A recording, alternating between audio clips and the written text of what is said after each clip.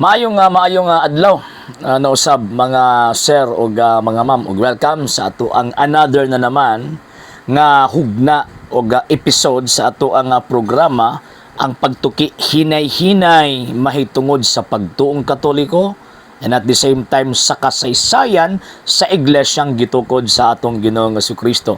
Ang atong mga higala nga mga sulpot ba grabe ba sa kasaysayan naganisgutan mag-wild. Unya pagkahuman himuon pang bakakon ang kasaysayan unya ang tinuod ang chismis o ang tabi sa ilang mga pastoy. Pero di ta magpadala ana nganuman kay halos tanang gitawag og mga Katoliko ang pangunahuna mga edukado. Pag edukado magud nga klase nga pangunahuna dito gyud na mo tuo sa verified informations. Dili gyud na mo tuo didto sa mga chismis lang. Ya kanang mo tuo ka sa chismis lang nagpasabot na nga wala kay saktong tawag ining barahan sa imuhang baruganan isip po sa Kristiyano. Okay? Karon, na ako'y tawag ining gibasa sa usa sa mga libro sa kasaysayan. Actually, kining libro ginabasihan na pud kini sa mga banggiitang mga defensor Katoliko. Pero ato ang sublion niya, ato ang i-expound kung baga ang ato ang presentation concerning sa iglesyang gitukod ni Kristo. Sa balang kasulatan, St. Matthew chapter 16 verse 18. Again, si Kristo nagtukod og iyang kaugalingong iglesia. Pero bright manggod ang Ginoo.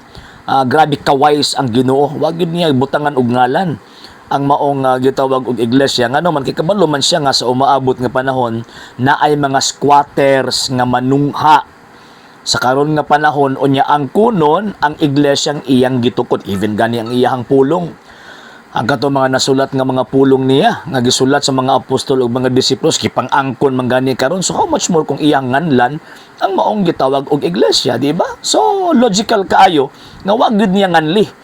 Okay, wa man nganli, wa nagpasabot nga di ta mo padayon og tikang, mo padayon og tuki mahitungod sa iglesyang iyang gitukod. Kay nagud si sad, it forte and ferenon prevalibont adversus iyang. Bisan ang ganghaan sa impyerno, dili gayod makabuntog niini. So karon, kanang giingon sa St. Matthew chapter 16 verse 18. O di base og Biblia ha. Kanang giingon sa St. Matthew chapter 16 verse 18 nga iyang iglesia katong ingon niya akong iglesia unya wa niya nganli daghan na kayo nag-angkon na karon not less than 45,000 Christian na sects ang nag-angkon ana.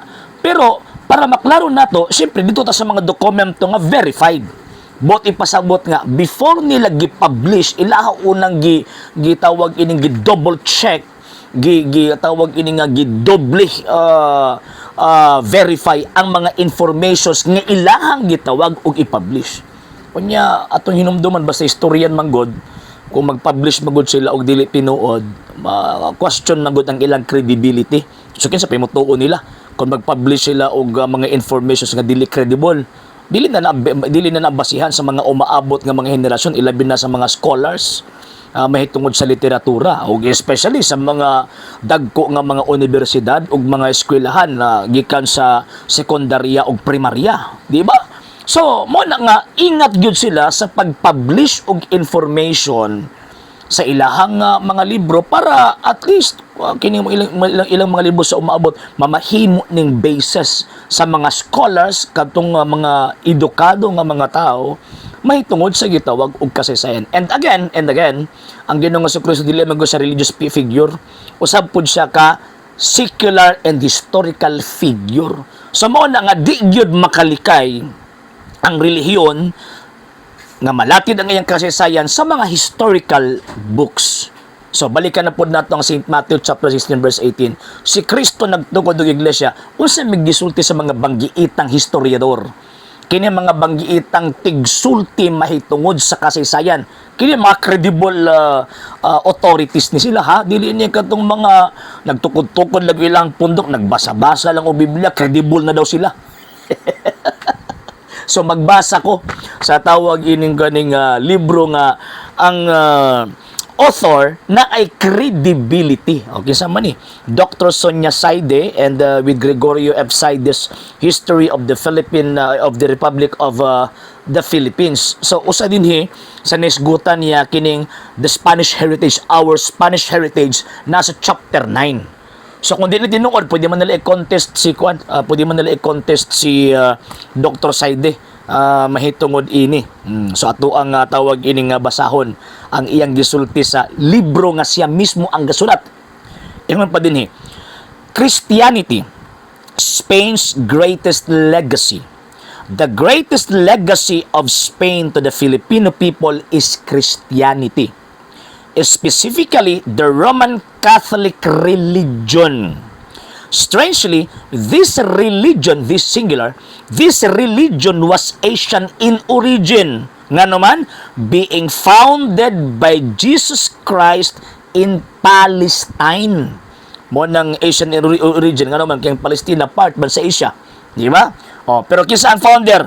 Founded by Jesus Christ in Palestine.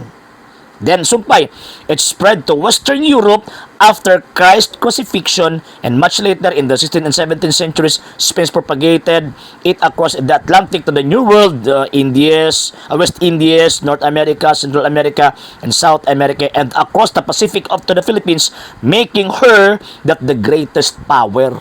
So, ang mga banggiitang libro, ang mga banggiitang mga historiador nagpamatuod na kanang gisulti nga iglesia sa Biblia, kanang giingon ni Kristo na my church, sumala pa sa mga banggiitang historiador, Romano Katoliko. Again banggiitang mga historiador. Dili kay mga banggiitang marites, banggiitang mga tismoso, banggiitang mga tabian, o kung mga chismoso, tabian o mga marites ay mugtuwa na atong tuuhan kining libro sa kasaysayan kayo maghatag manggod na og dako nga bitong basis nga tinuod gyud ng gisulti sa Biblia. Nganuman kay even ang mga banggiitang mga historians nagpamatuod nga kanang gisulti sa Biblia tinuod kana. So even kadtong mga dili Kristiyano makaingon nga tinuod gyud ang information nga nakasulat sa balaang kasulatan o sa Biblia. Nga naman kay ang mga historians nagpamatuod man nga tinuod ng mga panghitabo ina ilabi na sa iglesyang gitugod ni Kristo. Kay until now existido kanang mong iglesia ug sumala pa sa mga banggitang historiador kanang iglesia mao na ang Romano Katolikong Iglesia.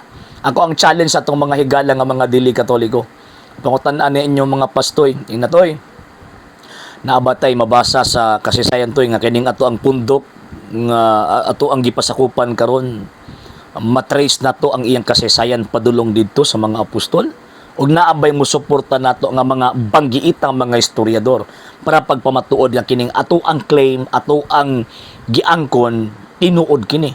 Kaya kung maka-provide sila ng evidence, bisan ako, mabalhin ko sa ila. Pero pag di ganit lang maka-provide ng evidence, puro lang ganit claims, puro lang opinion, basa-basa na yung tawag ng Biblia, binot-bot na, minarites na. So ay mugtuoan na. Kaya again, balik-balik ko na nako. Kung diha mo mutuoan ang mga pastoy ng mga bakakon, sipaon yun mong Kristo padung do sa impyerno. Okay? Sa hindi pa po nakapag-follow sa mga pages po natin, i-follow nyo po yung mga pages po natin, RJ Horolanciano II, TV Apolia Punto Argumento page, Kuya Apologies TV page, and RJ's Vlog 2022. And pwede rin po kayo mag-send po dyan ng Facebook stars. And also, sa ating po mga channels, sa hindi po nakapag-subscribe, i-subscribe po ninyo yung mga channels natin, The Lay Catholic, Apologies International Official, RJ Sano II TV, Kuya Apologies TV, and Barrio Kawayan Religious Forum. And pwede rin po kayo mag-send po dyan ng super sticker, super chats, and super thanks. And maraming salamat po sa mga kapatid at mga Katoliko na ulis pong tumutulong sa programa po natin. Maraming salamat po. Nang dahil po sa tulong at suporta po ninyo, ang programa pong ito, until now, andito pa rin po sa social media. And until now din po, nangangailangan pa rin po tayo sa tulong at suporta po ninyo dahil wala po kami magagawa rito mga sir, mga ma'am, kung wala po yung tulong at suporta po ninyo. Sa gusto pong tumulong, sa gusto pong sumuporta, pwede po ninyong ipadala ang tulong at suporta po ninyo sa pamamagitan po ng ating mga account numbers dyan po sa ating pong screen. And pwede nyo po kaming i-message sa ating pong page kung via remittance po yung papadala po ninyo. Maraming salamat po in advance.